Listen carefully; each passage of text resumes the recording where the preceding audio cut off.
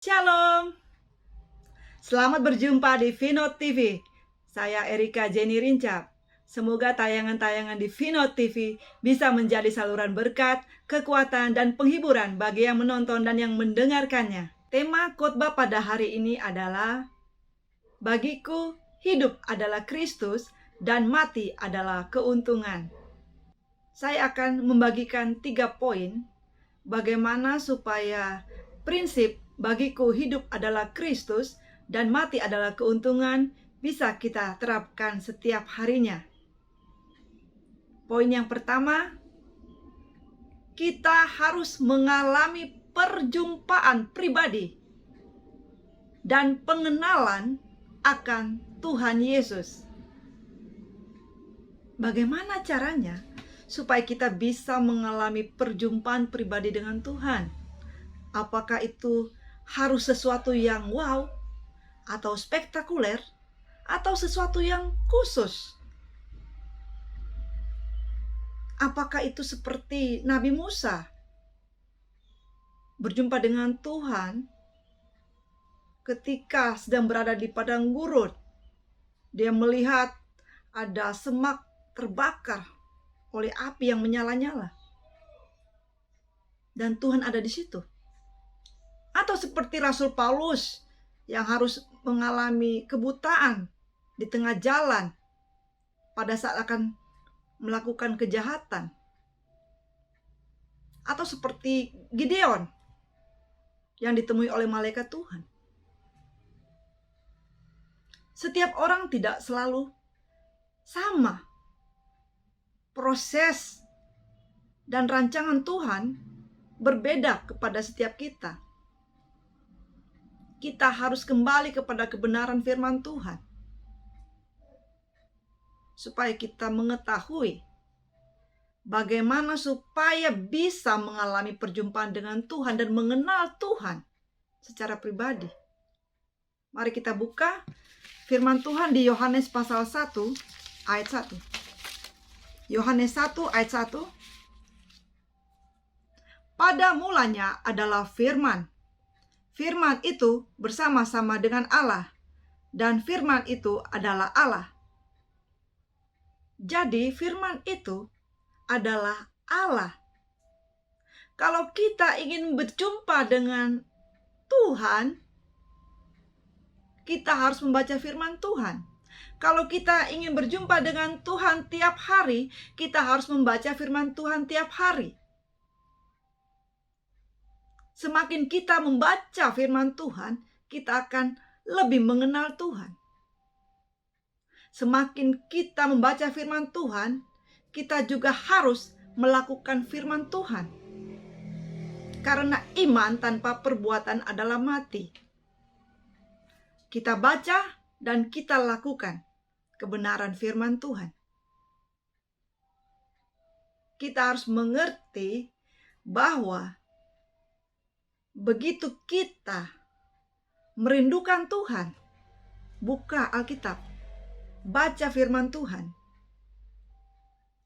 kita harus memiliki pengenalan yang benar akan Tuhan. Karena di zaman now, di zaman ini, begitu banyak ajaran-ajaran palsu, begitu banyak nabi-nabi palsu, begitu banyak penyesat-penyesat yang akan membuat kita bergeser dari kebenaran firman Tuhan kepada ajaran-ajaran palsu. Hati-hati, tidak semua pengajaran-pengajaran yang kelihatannya baik itu berasal dari Tuhan. Penting sekali kita membaca Alkitab tiap hari, agar kita tidak mudah diombang-ambingkan oleh ajaran-ajaran yang begitu banyak belakangan ini. Tidak semua ajaran yang membawa nama Tuhan itu berasal dari Tuhan. Amos 5 ayat 6a mengatakan, carilah Tuhan maka kamu akan hidup. Amos 5 ayat 6a, carilah Tuhan maka kamu akan hidup. Jadi Tuhan itu harus kita cari. Kita tidak bisa pasif, kita harus mencari Tuhan supaya kita hidup.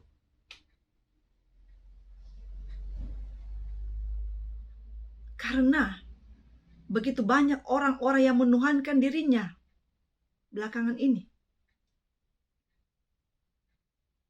Kita harus hati-hati. Baca firman Tuhan.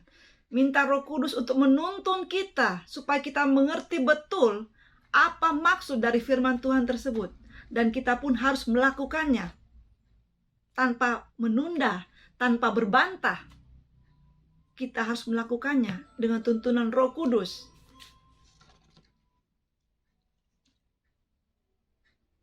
Kita harus memiliki hubungan yang dekat dengan Tuhan. Baca firman Tuhan. Renungkan firman Tuhan. Berdoa minta Roh Kudus yang menuntun jalan-jalan kita.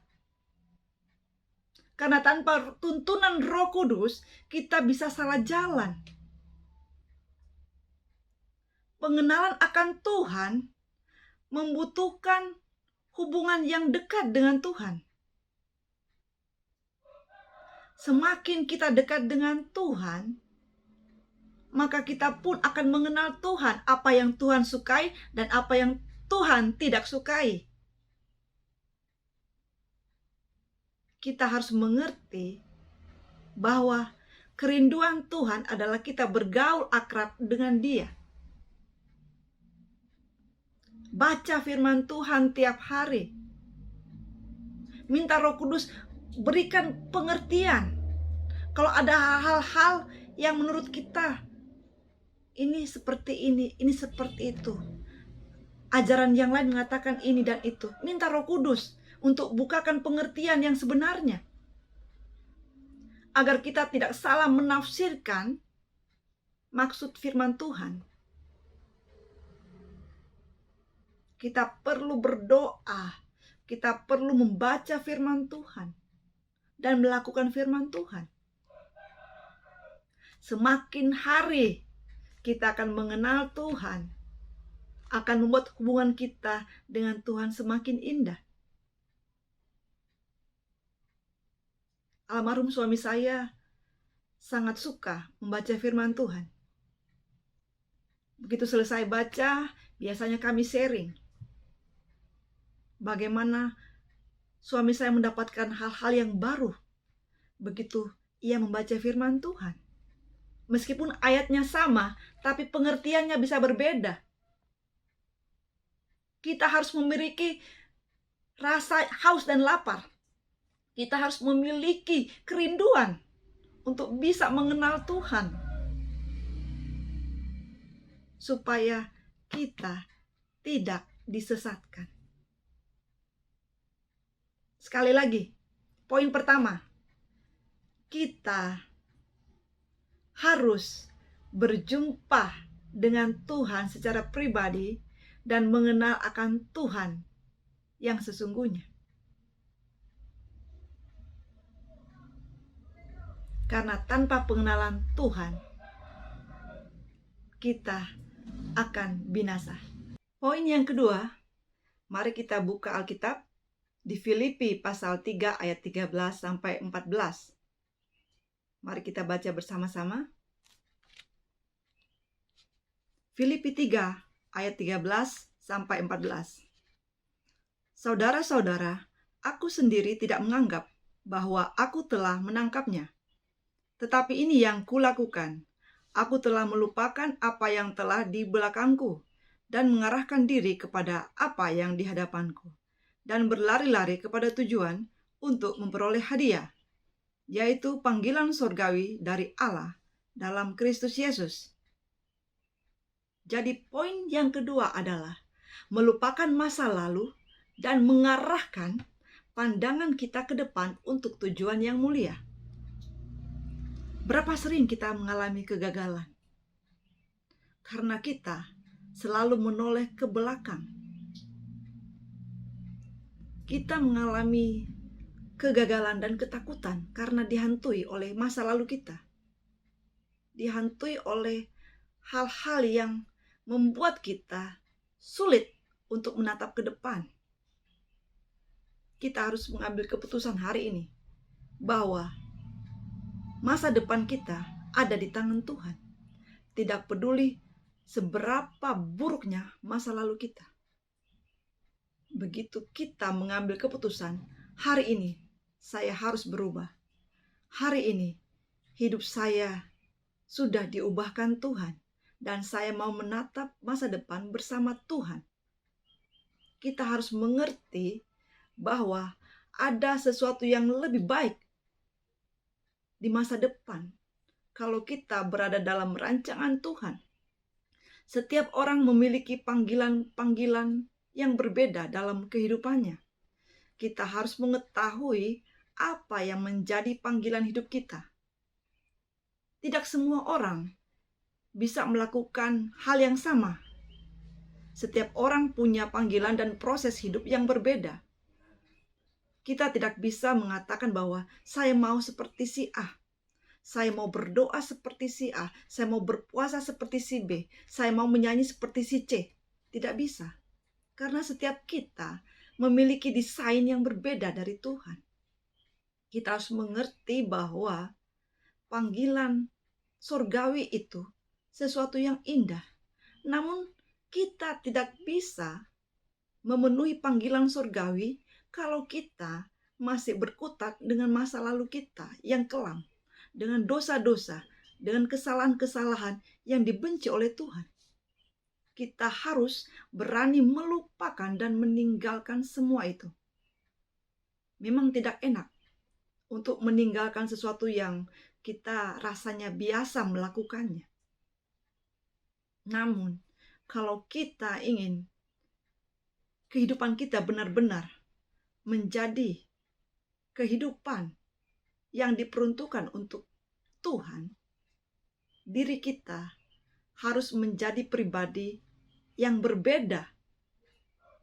Kita tidak bisa memakai pola pikir seperti masa lalu, bahwa Tuhan mengampuni dosa-dosa saya. Toh kalau saya berbuat dosa lagi, tidak mengapa. Kita harus mengerti bahwa keselamatan itu gratis. Tapi untuk mengikut Tuhan, ada harga yang harus dibayar. Kita harus bisa menyangkal diri. Kita harus bisa memikul salib kita, lalu mengikut Tuhan. Tidak bisa kita mengatakan bahwa saya kan juga manusia biasa yang bisa melakukan dosa. Itu juga banyak dilakukan oleh orang-orang lain. Tidak bisa. Kita harus menyadari betul. Begitu hidup kita benar-benar peruntukan untuk Tuhan. Tidak ada boleh hal-hal yang tidak kudus atau najis ada di dalam diri kita. Kita harus menyingkirkan semua itu. Kita harus fokus untuk berjalan dalam rencana, dalam kehendak Tuhan. Kita tidak bisa kompromi dengan dosa, sekecil apapun juga. Kita harus menyadari bahwa hidup ini adalah anugerah Tuhan. Hidup ini adalah kesempatan. Belum tentu kesempatan itu akan datang 2 kali. Kita harus menyadari bahwa kalau kita masih ada hingga saat ini, itu semata-mata hanya anugerah Tuhan. Jangan kita menunda-nunda untuk bertobat. Kalau hari ini Roh Kudus mengingatkan kita bahwa kita harus bertobat, lakukan sekarang. Karena besok belum tentu ada kesempatan. Kita harus menyadari bahwa Yesus Kristus sudah mati untuk kita. Terlalu banyak kesalahan kita. Namun Yesus Kristus mau mati untuk segala dosa dan pelanggaran kita. Apa balasan kita kepadanya? Marilah kita memiliki komitmen bahwa hari ini bukan masa lalu saya yang akan menentukan langkah saya ke depan. Namun hari ini bersama Yesus Kristus, saya akan menatap masa depan dan melangkah memenuhi panggilan surgawi untuk menerima hadiah yang Tuhan sudah sediakan bagi setiap orang yang percaya kepadanya, yang taat melakukan perintahnya, yang setia kepadanya. Jangan buang-buang waktu. Waktu kedatangan Tuhan sudah semakin singkat. Ayo, kita berlari-lari memenuhi panggilan hidup kita. Jangan sampai terlambat. Karena saat ini adalah hari-hari yang jahat. Jangan kita terlena. Kita harus menyiapkan diri kita. Kita harus berlari demikian rupa untuk memenuhi panggilan surgawi. Untuk menerima apa yang Tuhan siapkan bagi orang-orang yang sungguh-sungguh percaya, yang sungguh-sungguh mengasihinya. Dunia ini cuma sementara. Namun surga dan neraka adalah kekal. Kita harus menyadari betul. Waktu ini semakin singkat. Jangan main-main. Kalau kita mau hidup bagi Kristus, kita wajib melakukan kebenaran firman Tuhan tanpa kompromi dengan dosa sekecil apapun. Poin yang ketiga, mari kita baca di Matius pasal 6 ayat 14 sampai 15. Matius 6 ayat 14 sampai 15. Kita baca bersama-sama. Karena jikalau kamu mengampuni kesalahan orang, Bapamu yang di sorga akan mengampuni kamu juga. Tetapi jikalau kamu tidak mengampuni orang, Bapamu juga tidak akan mengampuni kesalahanmu. Poin yang ketiga adalah mengampuni. Saya banyak belajar mengampuni dari almarhum suami saya, bahwa mengampuni itu harus dilakukan. Sebesar apapun kesalahan orang kepada kita, sesakit apapun perbuatannya kepada kita, kita harus melepaskan pengampunan. Karena firman Tuhan yang mengharuskan demikian. Kalau kita tidak mengampuni orang lain, maka kita pun tidak akan diampuni. Yang artinya kita tidak akan masuk surga kalau kita tidak mengampuni. Bagaimana? Pilihan ada di tangan saya dan saudara. Kalau kita menganggap bahwa kesalahan orang lain itu begitu besar sehingga kita sulit mengampuni atau bahkan tidak mungkin bisa mengampuni, ingat firman Tuhan saat ini. Kalau kita mengampuni, kita pun akan diampuni. Kalau kita tidak mau mengampuni, maka kita pun tidak akan diampuni. Apakah kita rindu masuk surga? Kalau kita rindu masuk surga, lakukanlah firman Tuhan. Kalau ada yang bilang, oh si A, si B, si C saya bisa ampuni. Tapi kalau dia, saya tidak bisa ampuni. Bagaimana kalau dibalik? Tuhan yang mengatakan, si A, si B, si C saya ampuni. Tetapi kamu tidak saya ampuni. Bagaimana perasaan kita saat itu? Bagaimana kalau nanti di pengadilan nanti kita tidak ditemukan namanya dalam kitab kehidupan karena masalah mengampuni? Meskipun kita sudah lama melayani Tuhan, sudah banyak harta yang kita berikan kepada orang lain, sudah banyak kita berkorban untuk pekerjaan Tuhan. Tapi kalau kita tidak mengampuni, maka neraka tempat kita. Itu dikatakan firman Tuhan. Memang tidak mudah, saudara-saudara, untuk kita bisa mengampuni. Apalagi orang itu mungkin orang yang terdekat dengan kita, atau orang yang pernah menjadi sahabat kita. Namun, lakukan kebenaran firman Tuhan agar kita masuk surga. Sebagai penutup, saya mau sampaikan bahwa Tuhan Yesus sudah memberikan teladan kepada kita pada saat di kayu salib. Mari kita buka firman Tuhan di Lukas 23 ayat 34.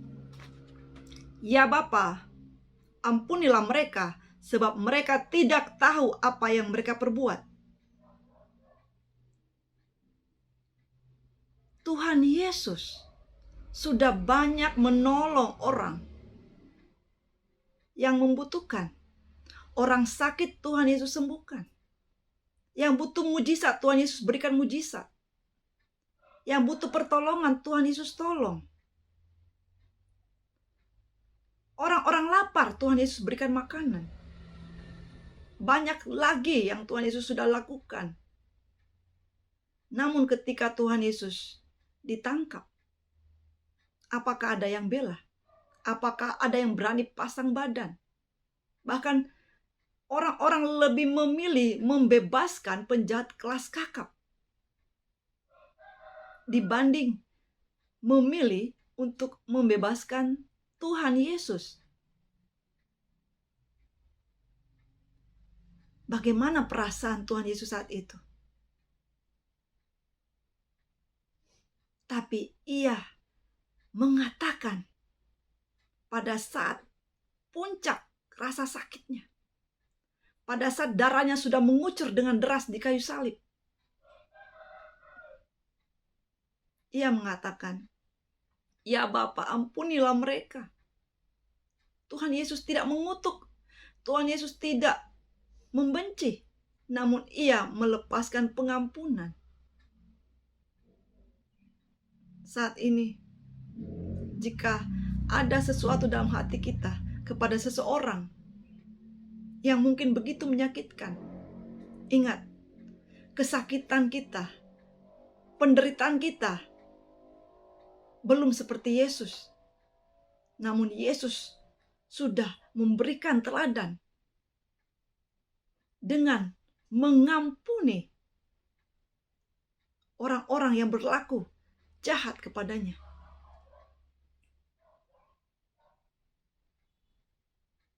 Mari kita ambil keputusan saat ini sebelum terlambat. Karena esok, minggu depan, bulan depan, kita tidak tahu apakah kita masih ada kesempatan untuk menghirup udara, masih bernafas, untuk bisa melakukan firman Tuhan ini. Saya mau sampaikan bahwa kematian itu suatu hal yang pasti.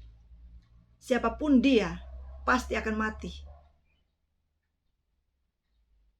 Firman Tuhan mengatakan di 2 Korintus 5 ayat 1. Mari kita buka Alkitab. 2 Korintus 5 ayat 1. Karena kami tahu bahwa jika kemah tempat kediaman kita di bumi ini dibongkar, Allah telah menyediakan suatu tempat kediaman di sorga bagi kita. Suatu tempat kediaman yang kekal, yang tidak dibuat oleh tangan manusia. Dikatakan jelas, tempat kediaman di sorga, bukan di neraka. Mari kita lakukan kebenaran firman Tuhan, supaya kita pun mendapat tempat kediaman di sorga. Kita harus melakukan firman Tuhan tanpa kompromi. Kalau prinsip hidup kita, bagiku hidup adalah Kristus dan mati adalah keuntungan. Kita tidak perlu takut mati. Karena kematian itu hanyalah jembatan untuk kita bisa menempati kediaman sorga yang kekal.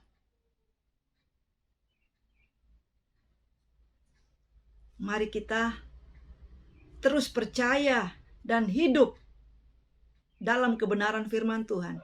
Jangan pernah berpaling dari Tuhan Yesus, apalagi meninggalkan Tuhan Yesus.